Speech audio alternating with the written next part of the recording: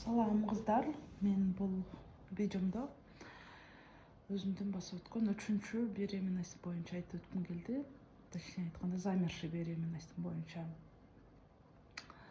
Биз жолдошум экөөбүз турмуш кургандан кийин, 3 жылдан кийин уже 3-чү эмеге балага аракет кылып баштадык. 3-чү беременностька, точнее айтканда, мен биринчи, экинчим замерший болгон маленький срокто. Уже жолдошум лечение кылды, как раз андан кийин подвижность көтөрдү, морфологиясы жакшы болду. Где-то 2 айдай андрологко барып лечение кылынды. Таблеткаларды ичип, порошокторун ичип, результат болгон жок. Андан кийин жолдошумду гормональный уколдор менен лечение кылып баштады. Кластельбигейт, например, таблетка и хронический надотерапин деп укол салып атты. Через день укол алып атты и жана кластельбигейт таблетканы ичип атты. Андрологдун көзөмөлүндө болуп 2 айдай лечение кылды. После лечения спермограммасы улучшение болду. Улучшение болгондон кийин жолдошумдун ден соолугуна байланыштуу ал онкология менен ооруйт, ошого байланыштуу химия башталыш керек болуп калды ошол убакта. Биз уже 6 ай лечение кылдык. Как раз улучшение болду, все равно ниже нормы, но лучше, чем раньше болду, да. Анан давайте деп уже ошончо 6 айлык лечениябыз текке кетпесин, ушу болгон эме менен деле аракет кылып көрөлүк деп, естественно, тоже аракет кылдык. Мен овуляцияны карадым, кайсы күн менде, Кудайга шүгүр, но овуляция регулярно болот эле. Как раз биз апрелдерде аракет кылдык, ага чейин сактанчубуз, уже овуляция күндү карап пробовали, и беременность наступила. Ошо 3-чүндө эле сразу без проблем овуляция күндү карап кошулганда уже беременность болду. Болгондон кийин бунусунда меники бардыгы биринчиме окшош болгон жок, экинчиме окшош болгон жок. Как наступила беременность, уже до задержки 5 дней, например, 30-unda если келиш керек болсо месячный, а меники бир 25-26-ларында уже тест салсам, до задержки 5 дней уже показывать этип баштады. То есть слабый полоса, но показывался тест. Анан карасам уже беременность деп көргөзүп баштады. Ар кандай тест салдым, кымбатын, арзанын салып текшердим. Да, беременность уже көргөзүп баштады. Уже как раз уже, например, 30 числодо прям яркий көргөзүп баштады. Уже прям полноценный уже беременность деп. УЗИге барсам маленький срок деди, пока неизвестно деп. Ладно деп, анан кийин кайра келип 6 неделя болгондо келгиле деди. Мен 6 неделя, ошо 4 неделяда барып атам, типа маленький деди, 6 кел деп айтты. Мен 6 неделяга чейин терпеть эткен жокмун, потому что буга чейин 2 жыл замерший болгон. И гинеколог мага назначить этти, частного УЗИге бардым. Назначить этти, ал гинеколог назначенияларын, поддержкаларын ичип аттым, витаминдерин, прогестерондорун принимать этип аттым. Андан кийин 5 неделяда бардым. Барсам тоже пока маленький срок, непонятно дейт да. 6 неделяда кел деп кайра кетирди. Кайра 6 неделяда барсам, 6 недель, 2 дня болуш керек эле. Барганымда уже сердцебиение болду. УЗИде сердцебиение көрүндү, баары жакшы деп сүйүнүп, буга чейинкилерибизде сердцебиенияга чейин жеткен эмеспиз. Хоть 8 неделяда, хоть этот замерший 8 неделяда тазалаттык, бирок 6-7 неделяда УЗИге барганымда сердцебиение көрүнгөн эмес. Бунусунда уже 6 неделяда сердцебиение болду. Мен кадимкидей токсикоз болдум. Эртемен турганда уже көңүлүм айланып ушинтип турат элем. Башымды көтөрбөй туруп жейт элем, банан, бирдеме башымды. Если мен туруп барып тиш бишимди жууп анан тамактансам, уже ошол күнү кечки целый день кусат элем да. Прям ушундай каждый 2 часа тамактанып аттым. Ошонусунда прям если 2 часа, 3 часада по чуть-чуть тамактанып аттым. Если кээде мен 8-де туруп завтрак кылып, анан кийин 10го жумушка барып, 10го клиентим келип, 10до клиентим 12де бүтүрүп, анан кийин тамактанганым барсам, уже 4 саат өтүп кетет, 3 сааттан ашып кетет да. 12-лерде уже мен кыйналып калаттым да, уже көңүлүм айланып, башым айланып, кускум келип, как будто жыгылып калчудай болуп, сознание терять эткендей болуп, бир мындай отключать этип, кайра өзүмө келип, ошондой состояниеде болгом. Анан как раз жаныма постоянно бирдеме салып жүрөт элем, шоколад, хоть печенье, прям жана кыйналганга чейин прям чуть-чуть перекусить турганга ошентип жүрдүм. Жаз айы болгонуна байланыштуу аллергиям башталды. Как раз аллергия май айында аябай пик болот. Аллергиям башталып, Кыргызстанга кеттик. Ошол бойдон билет алып эле сразу эле учуп кеттик. Кыргызстанга кетерге чейин 7 неделяда түшкөнүмдө УЗИде поликлиниканыкына түшкөм. Как раз записим ошо күнгө үчүн барып түшсөм жакшы деген. Как раз ошо поликлиникага барганда айнекти ачып койгон экен. Мен шашып, баягынтип прям апрель айында уже куртка кийип жүрөбүз да. Куртка, ичиме футболка үчүн тердеп кетип, анан кийин курткамды сыртка гардеробныйга чечип коюп, үстүгө УЗИге футболка чыккам да. Ошол молда бир аз тердеп калып, анан УЗИ кабинетке кирсем, айнектер ачык экен да, суугураак экен эле. Мени кирип отуруп тур деп туруп, анан жанагы УЗИст бирөөнүн заключениясын жазып атты. Ошол жерде мен где-то 10 мүнөттөй отуруп калдым. Кабинетинде айнек ачык жүрүп, бирок мен ооруп каларымды сезген деле жокмун да. УЗИге түшүп келдим, ошол күнү кечке үйгө келсем уже плохо болуп баштадым. Түшүнбөйм, аллергиям кармап плохо чувствовать этип атамбы, ошо аллергиядан слабость болуп атабы, либо грипп болуп калдымбы, түшүнбөйм да. Анан эч качан ошо жашка келип мен кулагым ооруган эмес. Ошол күнү түнү кулагым ооруп чыкты. Ушундай чыдаткысыз ооруп, прям эки кулагым прям чыгып кетейин деп ошондой ооруду да. Эмне кылаарымды билбейм, дары кое албайсың, уже маленький срок беременность. Анан чеснокто мелкий кылып туруп эки кулагыма тең салдым. Салганда жанагы лукулдаткан болду кетирди, бирок жана чеснок эме болот экен да, күчтүү болгондуктан кулактын кожаларын сыйрылтып салат экен. Кулагым мына кожалары, могу жерлери ооруп жүрдү. Андан кийин грипп болдум. Гинекологума жаздым, эмне ичсем болот десем, ал ошо беременныйлар иче турган дарыларды айтты. Ошолорду ичип аттым, эттим. Где-то температура болдум ошол күндөрдө, аябай катуу грипп болдум. Ушундай слабость болуп кыйналып аттым. Ошол күндөрдө уже где-то 7 недели, 8 неделяга жетпеген убакта Кыргызстанга уже учуп кеттик. Как раз билет алынган болчу учуп кеттим. Кыргызстанга барганда пока антип бир 10 күн өтүп кетти. 10 күндөн кийин УЗИге бардым. Барсам 2 киши бардым, ал сырттан УЗИ тартты да. Тартып эле качан акыркы жолу түштүң УЗИге дейт. Анан кийин 7 неделяда 2 күндө түшкөм.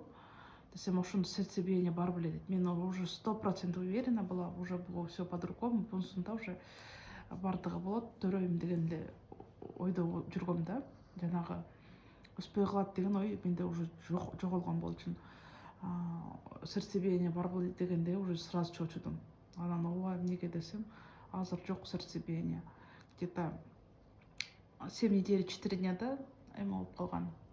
Бала өспөй калган, примерно ошол сроктордо да ошондой. Анан жок, сиз сырттан текшерип атасыз, ошого балким ошондой болуп аткандыр. Мен каерде аял кишинин УЗИси бар, эми биз буякта жүргөнгө Кыргызстанда андай деле биле бербейбиз да. УЗИси бар, мен ошо аялдыкына түшүп, анан кийин ошол жактан көрөм деп, жанагы УЗИ тарткан кишини аябай жаман көрүп, анан чыгып кеттим. Чыгып кетсем, ал айтып атпайбы, эмнеге сен өзү Москвада ошол жактан эле көрүнүп туруп эмнеге келдиң дейт. Анан аллергиям кармап келдим. Анан кийин жашың канчада дейт, 29 болушум керек эле ошол убакта. 29 десем, 29 биринчи балам экен, ошол жакта эле туруп турбайт белең дейт. Аллергиям кармап, ошо балама зыян тийип калбасын, чүчкүрүп жөтөлгөнүм деп, ошон үчүн учуп келдим Кыргызстанга десем, башка жерге бар УЗИге түшүп көр анда деп ошондой айтты. Анан чыгып эле башка жака УЗИге барсам, ал дагы ошондой айтты, 7 неделя 4 күнбү деп. Анан уже эмне кылсам, ойлонуп баштадым. Эч кандай кровотечение жок. Бунусунда потому что поддержкаларды полноценный кылгам. Утражыстан день 2 раза болсо 2 раза, 3 раза болсо 3 раза, дифастон да ичип, полный витаминдерди ичип подготовка кылып беребиз болгон үчүн мындай эч кандай бир выделение келип же бир эмелер болгон жок да. Полноценный токсикоз болуп атты, полностью прям кадимкидей болуп атты, только УЗИ эле көргөзбөйт да. Сердцебиение жок деп. уже давно токтоп калган экен. Получается, мен жана Москвада ооруган убагымда жана катуу грипп болуп температура болгон убакта эле уже мен УЗИден кийин 2 күн эле развитиясы токтогон экен да. Аны билбептермин эле. Ошентип эмне кылсам деп ойлондум. Кайра эртеси күнү бир күн кечке ойлонуп эртеси күнү кайрадан УЗИге бардым. Анан таанышыбыздын УЗИсине барсам, ал да айтты да эме замерший беременность, ошо 7 неделяда. Анан тазалатсамбы же күтүп турсамбы десем, сокпой калган жүрөк кайра согуп кетиши вряд ли деп ушинтти да. Анан кийин жана өспөй калган нерсе, ал эмне кылат, например, чөп деле эме болуп калса, өспөй калса куурайт, чирийт, ошондой эле жанындагы нерселерге да зыян тийгизет, уузусун чачат. Ал өспөй аткан нерсе, токтоп калган нерсе, бекер маткаңа зыяны келет. Лучше тазалатып сал деп ушинтип айтты да. Анан жанагы гинекологко бардым, заведующийне кирип ага да айтсам, ал дагы айтты, УЗИлерин көрүп, лучше тазалатып койгонуң жакшы. Менин советим, зачем сердцебиениясы жок баланы кайра УЗИ кылып күтүп отуруп, маткаңа зыян тийип калса, сенин кийинки беременностьтың ойлошуң керек деп. Анан ладно деп барып больницага жатып, бонусунда таблетка менен, аны менен, буну менен деп айткан жокмун. Анан кийин таблетка берди. Бергенде мага чейинки кыздарда ошо тазалаткан жаткандар бар эле да. Алар аябай кыйналып атышты. Тоже схватка болуп, 4 сааттан, 8 сааттан, 10 сааттан кыйналгандар болду. Давлениясы түшүп кетип, анан тазалаганы таблеткага түшпөй, вакуумга алып келип кеткендер болду. Алардын баарын көрүп жатып, анан мага да таблетка берип эткенде, эмнегедир меники жеңил болду да. Бергенде 1 саатта эшикке чыгып басып келдим. Анан кирип палатага киргенде эле уйкум келди. Кирип эле уктап калдым. Анан бирок сырттагылар сүйлөгөндөрдү угуп атты. Врач кирип карап, бунуку ар адамга ушул эле таблетка ар түрдүү действует этет. Бунуку сон вызывать этет. Схватка вызывать этпей, сон вызывать этет. Бунуку жакшы болуп атат, таблеткага организм жакшы принимать этилип атат деп ушундай айтып атышты. Ошондон кийин эле турдум. Анан что-то 2 саатта жатып уктап туруп, анан ары бери басайын деп турсам, уже бала түштү. Түшкөндөн кийин кыздардын баардыгы таң калды. Сеники жеңил болду, сеники оңой болду, сен кыйналбадың, бизге окшоп тинтпедиң, сен тазалатпай эле түшүп калды, жакшы болду деп. Балким сага башкачасын бергендир, врачтарга кирип этип жакшы сүйлөшүп этип аткандыгыңар үчүн апаң келип тааныштарыңар бар болгон үчүн балким сага кымбатыраак таблетканы беришкен го деп палатада кыздар подозрение кылып атышты. Бирок на самом деле андай эмес эле, ошо кыздар ичкен эле таблетканы ичип, меники деле ошол эле экен. Анан ошол бойдон кеттим, Айылга барып, Айылда жолдошум келди как раз. Мен врачтан чыккан маалдарында экөөбүз самал ичип, май айы болчу. Айылда жүрүп калдык, где-то 1 жумадай самал ичтик. Ал жакта эс алып жүрүп, бирок ошол маалда кан бир келип, мажь выделение келип, кайра токтоп, кайра келип, кайра токтоп, ошентип бир 10-15 күндө ошондой болуп атты. Бирок мен айылда жүрө бердим, көңүл бурган жокмун. Может, после эмеден кийин, таблеткадан кийин ошондой болуп атат окшойт деп. Анан где-то 2 жума өттү, жана тазалагандан кийин срок өтүп кетти да. Келсем, уже полип деп айтты да. ОЗИге түшсөк, жанагы тазалаганда, то есть таблетка менен түшкөндө какой-то маткада часть калып кетиптир. Тон калып кеткенби, ошол тон жана кээде кровить этип, кайра эме болуп, ошондой реакция берип атыптыр да. Анан полип өсүп кетиптир. Жанагы ОЗИге больницага барып врачыма кирип, ушинтип эле кээде ушинтип кан келип атат, жана уже 15 күндөн ашты, бир келет, бир күн келип калат, кайра эртеси 2-3 күн жок болуп кетет, кайра келет, кайра жок болуп кетет, ушинтип эле болуп атат десем, УЗИге түшүп келди. УЗИде ошондой айтты, анан кайра уже тазалаш керек деди. Жанагы оказывается, жана таблетка менен түшкөндө до конца түшпөй калыптыр да, какой-то часть калып кетип, ошол мага ошондой выделение келтирип атыптыр да. Мажь уже элдикиндей эле болуп, кадимкидей болуп, без наркоза тазаладык, кайра эле алып келди да, тазалап салышты. Ошо тазалап салгандан кийин 1-2 күн келди, анан ошол бойдон токтоду. Хотя баягы таблеткадан кийин мен 2 жолу УЗИге түшкөм. Таблетка менен түшкөндө болду, ооба таза экен, пока кичине кан келип атат, бирок ал кан токтогондон кийин уже все бүтөт. деп ушинткен да. Все равно вакууммен тазалаттырбайын, жакшы түштү, удачный болду бунусу деп атканым, все равно придется уже вакууммен чистить. Уже получается уже третий раз вакууммен чистка кылды. Ар бир вакууммен чистка кылганда хоть вакуум зыяны жок, дегенси жок, болгонусу жок, мурункудай эмес дегенмен все равно ар бир вмешательство маткага киргенде все равно зыян тийгизет экен. Уже после третьей чистки уже менин эндометрием жакшы өспөй калды, мурункудай пышный толщина болбой калды, месячныйым скудный болуп баштады.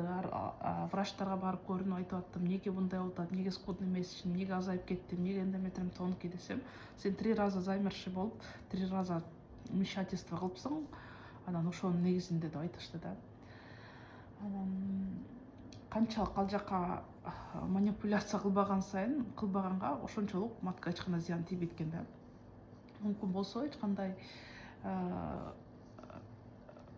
тазалатпаганга деле аракет кылыш керек. Ну, мындай замерший болуп калса, башка вариант жок да, уже тазалатканга айла жок. Тазалаткандан башка. Ошентип 3-чү беременностьтибиз дагы замерший менен бүттү. Ошол бойдон уже 3 раза замерший болду, уже подозрение болуп баштады, что не так, эмне причина менен мындай болуп атат, эмне не то болуп кетти деп биз жолдошум экөөбүз уже анализ тапшырып баштадык. Даже экинчибизден кийин уже барып кариотип тапшырганбыз. Совместимость деп биле турган анализ. Москвада центр планирования семьи и репродукции бар, ошол жака генетика барып, анан генетик назначениясы менен анализ тапшырганбыз. Ошол убакта где-то 2022-жылдары болуш керек. 16-18 миңге тапшырганбыз ал анализди. Точно ошо эстей албай атам, примерно ошондой суммага тапшырганбыз. А так бул платный анализ деп ушинтип айтышкан. Тапшырып эткенде меники нормальный кариотип чыккан, жолдошумку да нормальный кариотип чыккан, хромосомдору жакшы чыккан типа. Андан кийин жолдошумду андрологко барып лечение кылып баштады. Андролог анан фрагментация ДНК тапшыр деп айтты. Ал дагы платный анализ, кымбат, бир 12-13 миңби, 15 миңден тегерегинде турса керек. Фрагментация ДНК тапшырды, жолдошумду мазок тапшырды, спермограмма тапшырды, өзүнө тиешелүү болгон анализдерди тапшырды. Вроде аныкы деле жаман эмес, просто ошо спермограммасы низкое качество болуп чыгат. Это получается жолдошум ооруп калганга чейин деле низкий качествода болгон экен, андан кийин деле низкий качествода болуп эле калып кетти да. Анан ошо причина замершей беременности эмнеден болушу мүмкүн деп мен генетическое исследование эме кылдым, тапшырдым. Өзүм генетик менден кан алып генетиканы текшерет экен, вроде аным таза чыкты. Антифосфолипидный синдром деп, АФС деп аны тапшырдым. Волчаночный антикоагулянт деген анализ тапшырдым. Протеин С, протеин С, гомоцистеин. Ошо анализдердин баарын тапшырдым эле, баардыгы жакшы чыкты. Анан именно гематологко бардым, это специальный врач, который невынашивание беременность боюнча караган врач. Ага барып көрүнүп этип, уже причинасын биз не нашли, мындайча айтканда, эмне болушу мүмкүн экен деп. Разный клиниканын репродуктологторуна бардым. В чем причина может быть, ушундай 3 раза замерший болду деп эме кылганда, они мындай догадывались, что анализдерибизди карап, меникин карап, жолдошум карап, анан кийин эле, скорее всего, ортодон жаралган бала генетически больной эмбрион получается, из-за этого не развивается деп ушинтип айтышты да. Анан кийин эмбрион эмне кылышыбыз керек десек, уже врачтар айтып баштады, уже биз 3 жыл тратили, 2023 болуп калды, уже эко деп башташты да. Тем более ал убакта экодон башка вариантыбыз жок болчу, потому что жолдошум оорусуна байланыштуу химия алып аткан. Адам химия алган маалда 1 жылдын ичинде, химияны токтоткондон кийин дагы 1 жылдын ичинде химиянын яды организмден чыгып кетет экен да. Ал убакта бизге естественно беременность кылганга уже возможностьтери жок болчу да. Прям химия алып атса, и так 3 раза химия албаган маалында уже замерший болуп атат. Химия алып аткан маалында мен корктум, кайра боюмда бүтүрүп, кайра тазалатып, кайра ушундай эмелерди кыла бериштен, операция кыла бериштен коркуп уже биз аракет кылбай эле уже эко жолун тандадык ушул маалда.